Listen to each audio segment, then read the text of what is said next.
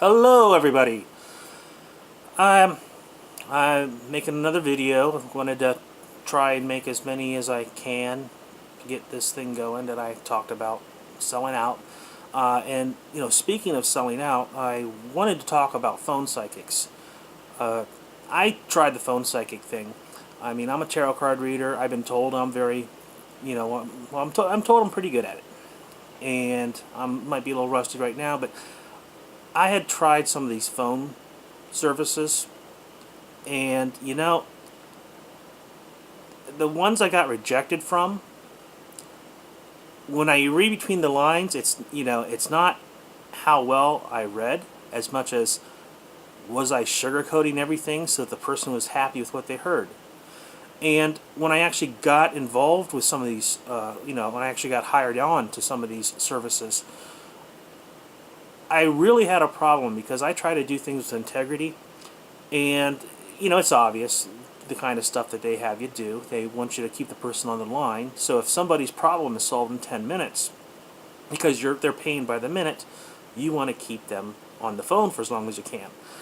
I don't like to operate like that. So I've set my new business up, as far as, when I do tarot reads now, is I get paid to do a specific kind of read. If it takes 10 minutes, fine. If it takes 20 minutes, fine. Now I do have a schedule, but it's not so tight. It's not like paying for the minute. You basically get a longer read for a certain price, but it's commensurate with, the read is commensurate with what you pay for. Now, I could really see where, after talking with some of these people on the phone, where people could really be taken advantage of. Also, they were told to to frame things in a context that they would call you back, which, in some cases that might be necessary, in others it might not. But to make that a requirement with every call. And the one thing that I really, really did not like at all was the fact that you get positioned based on how long you keep people on the phone. Not how accurate you are as a psychic, not with how pleased somebody is with the service you gave them, but for the length of time, because the people you're working for, they make money off of you. So they don't really care about things like accuracy, things like whether a person is happy with the information they got. All they care about is the money, of course. I mean, it's obvious for most people. But the thing is, I'm hoping, because I'm somewhat in the psychic community, there are people who know this and would agree with this and maybe comment. I mean, it's just unethical. And here was a problem that I had. One week, somebody had hung up on me within the first 10 minutes. Somebody came to the door, they said to call me back, whatever. It wasn't, a big deal as far as I was concerned. But that was my first call of the week. Put me to the bottom of the list. The manager calls and says, you can't keep having an average, I can't deal with someone who has an average of a 10-minute phone call. Well, I have an average. That's not an average. One phone call is not an average. But that's neither here nor there. The point is, if you are in the industry and that happens, your first phone call is a short call, you get kicked to the bottom of the line.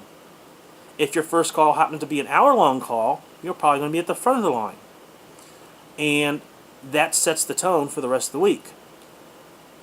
Which means that if you go to one of these psychic hotlines and you look to see who's at the top of their chart, what that means is that person got more people to call them back, and more people, and has kept the person on the line longer. That's all that means.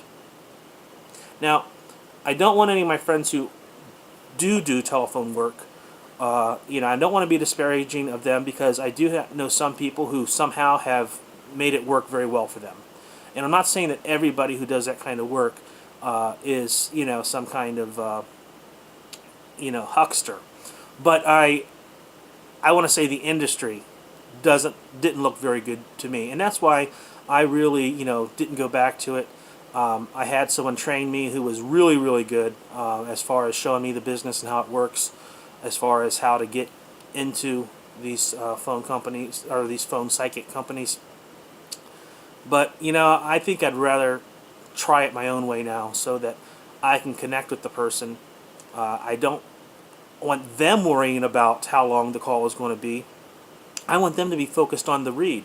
I want them to be focused on the information that I am telling them, what the cards are saying, and to have that interaction, because at the end of the day, it's not about how psychic you are, or how much money you make.